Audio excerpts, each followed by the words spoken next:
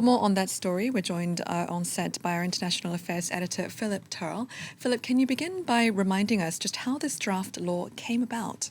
Right, well, this bill is aimed at curtailing the use of social media by under 15-year-olds in a bid by the French authorities to stop the spread of anxiety, depression, sleep disorder and online harassment.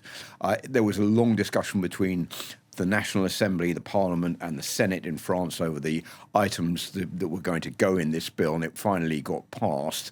But it has been given, or one part of it, Article 1 of this bill, has been given to the Constitutional Council, which has the supreme decision-making power over whether to ratify future laws or not. And it said that it can't let this Article 1 of this bill go through, basically for two reasons. The first one, which says that a very broad ban on social media use for under 15-year-olds could apply to online communication services where risks to health and safety of minors have not yet been established.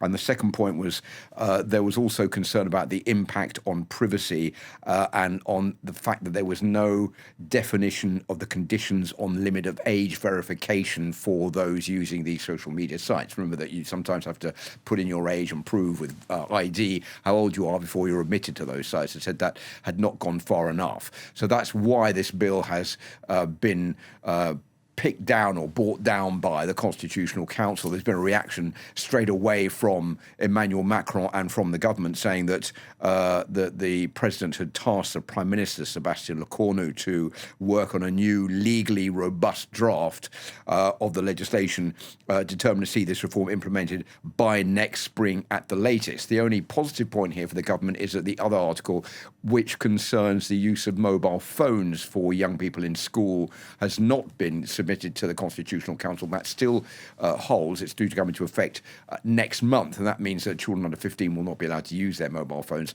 once they go into school.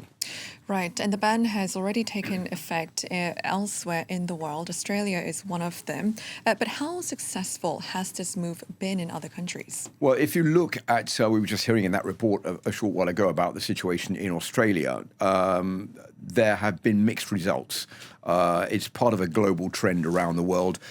Brazil, Indonesia, the United Kingdom and New Zealand are also countries that are introducing a ban on social media for those under 16. As I said, the results in Australia appear to have been mixed. A study by the British Medical Journal, the BMJ, found that there was little change in the user pattern between 12 and 13-year-olds. Many of those young users are able to bypass restrictions by using accounts registered to older individuals or by obtaining to a VPN, which will then hitch up to any site that you want to, as though you are located in another country. There's been a slight decrease amongst 14 and 15-year-olds, whereas an increase has been noted in the use of social media by those aged 16 and over. So there have been mixed results, but I think the government in France is certainly being one of the first to adopt this legislation in Europe, and they want this to go through whatever happens. So I think that we're going to see there's going to be some drawing up and redrawing of this bill in a bid to get it through by next spring at the latest. Yeah, we'll just have to wait and see if that rework of the draft legislation is accepted by the Constitutional Council. Philip, thank you very much indeed for now.